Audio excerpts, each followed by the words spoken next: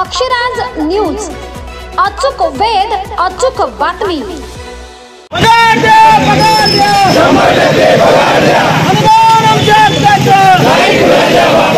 सातव्या दिवशीही शिक्षकांचे भीक मागो आंदोलन सुरूच।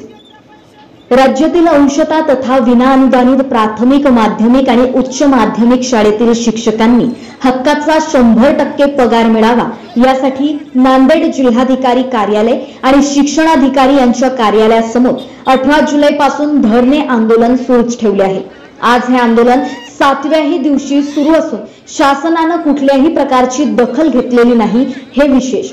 म्हणून राज्य शासनास आर्थिक मदत करण्यासाठी शिक्षकांनी आज भीक मागो आंदोलन सुरू केले।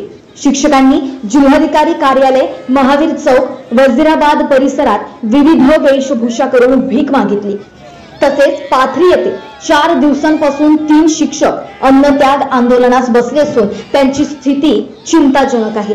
या आंदोलनाच्या बाबतीत काही अनुचित प्रकार घडला तर त्यास शासन जबाबदार राहील असा इशारा शिक्षकांनी दिलाय। अक्षराज मीडियासाठी साहेबराव गागलवाड, नांदेड।